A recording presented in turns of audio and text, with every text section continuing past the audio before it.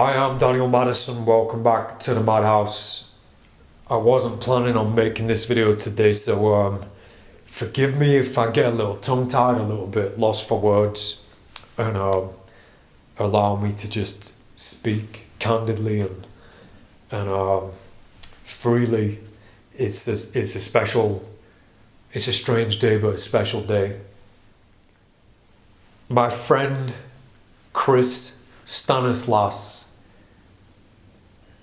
today is his 27th birthday, but he's not with us. He's no longer with us. He left when he was 22 years old, and today is the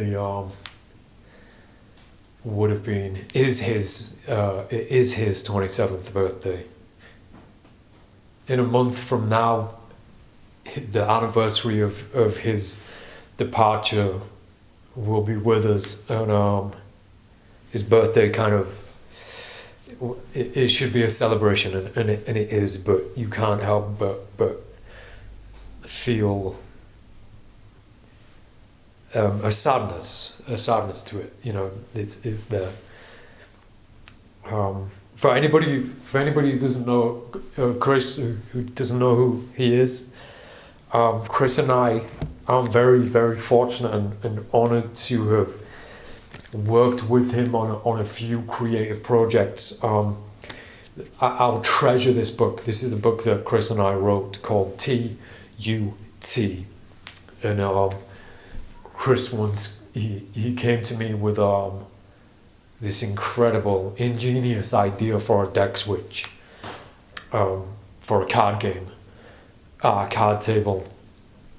And I fell in love with it, and I started to use it, and then I started developing the idea with Chris, with Stan, as I used to call him, as I still call him, sorry. It became a project, and then I also put it on film, but that never happened, that never went anywhere. And after we made the book, Stanislas made, he wrote an introduction to my book, a new introduction to a new version of how to cheat at cards. And it was the last thing that he did. It was the last thing that he offered. And my friend Wayne, he said, everybody's got this clock above their head. Imagine an invisible clock above your head that's counting backwards to zero. Everybody's got one, and none of us know when it's going to hit zero. I think about that a lot, and I'm very aware of it. And the idea of, or the acceptance and understanding and befriendment even of death and the subject of death is one of the most difficult things to confront and to face and understand and try to accept.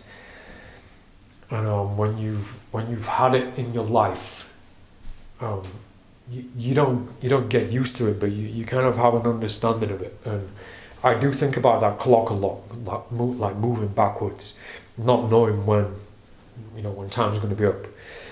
And it reminds me of another idea that I've heard, and I'm sorry I can't attribute this to anybody. Maybe somebody can help me. It's not about how much time you have in your life. It's about how much life you put into the time that you do have. And even if you don't know what that time is. You don't know when it's going to run out.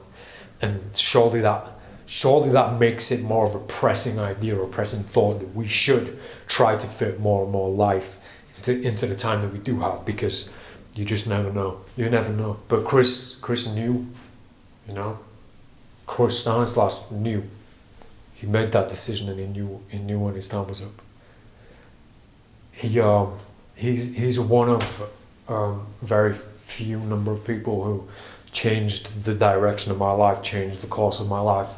I called upon him through addiction, and we were there for each other. I've got an older sister, no brothers, but I know what it feels like to have a brother from becoming friends with Chris, from having this relationship with Chris, that Chris all of a sudden came along and and made me aware of this responsibility that I had that I wasn't aware of before I met him.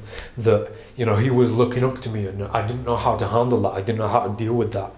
And he made me realize that he wasn't the only one. You know, I had this responsibility from my platform, from my position, from the things I'm offering and teaching.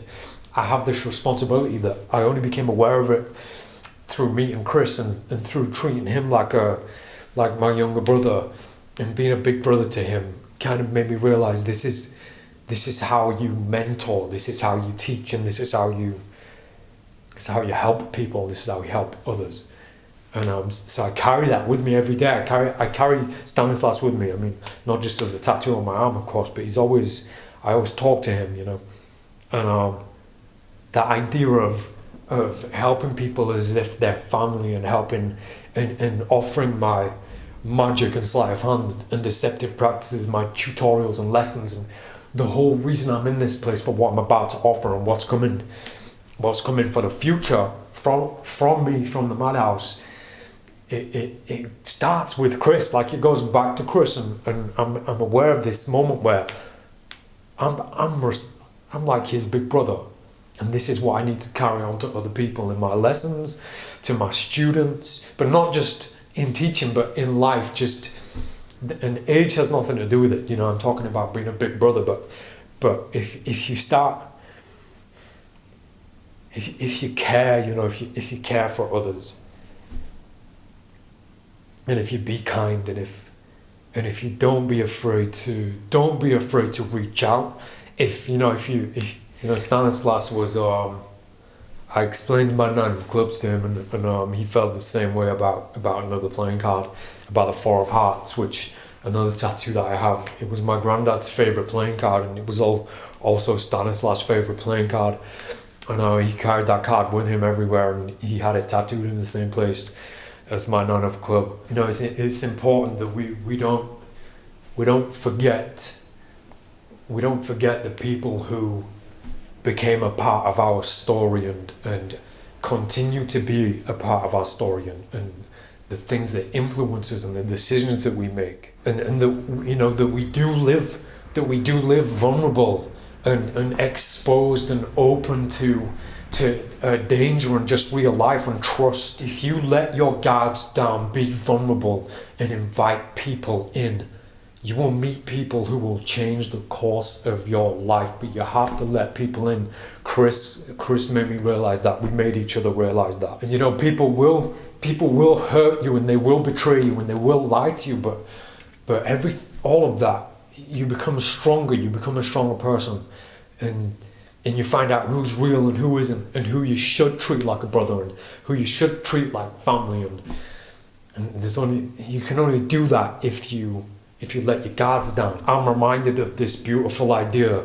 Don't build a wall around your heart because of the Hellions, because you'll be turning away people who will respect, people who will admire, people who will celebrate and love you. Let everybody in. It is the only way that you will find people who will make your life a beautiful place, in the same way that Chris did for me. I don't want to make this message, this thought, this video about anything else, but I think it's important that I show you this. The advocates, now that I'm in this position where I'm making my own playing cards, and I'm the creative force behind everything, nobody's getting in the way of my decisions. I finally, after all this time, got Chris into one of my decks. Not into just one of my decks, but in all of the advocates, all of the Madison advocates. I'm so proud and so happy, with so much thanks and love for Tammy. Thank you so much. And because of you, and because of the life and because of how Chris and I changed each other, influenced each other, and helped each other. Chris Stanislas is my Jack of Hearts. Thank you to Daniel Schneider for creating the artwork for this and immortalizing Chris in my deck, where he's going to live forever in these playing cards. He's always going to be my Jack of Hearts, where I can see him every single day. And what's beautiful about the Jack of Hearts is Chris's favourite card was the 4 of Hearts, when you look at the Jack of Hearts, there are 4 hearts on the playing card. 1, 2, 3, 4. And I think that would have made Chris really happy. I know it makes me happy. So happy birthday, my brother Chris Stanislas. You didn't just touch my life, you touched many people's lives. And you'll never be forgotten. You never will. And I know this video is nothing like anything that I usually make, or you know, I appreciate everybody who's watching this and listening to this, and maybe you're in a similar position and you understand and relate to these feelings and this, what's going on in my head, and especially Chris' family. So thanks for your time. And I do hope that every single person out there, everybody watching this, I hope that you have a Chris Stanislas in your life. I hope you have someone in your life who can do for you what Chris did for me and so many other people. Moving into the madhouse and everything that's going on here has been absolute madness. It's been chaotic and crazy. And to everybody who picked up the advocates, you'll see Chris as my Jack of Hearts. I'll be talking about this deck, the pink one, in more detail in the next video. And if you did pick these up, just be on standby. We are busy, but we are getting them out the door. So I appreciate your support and appreciate your patience, and I really appreciate just being here, especially during this video. I am Daniel Madison. See you next time.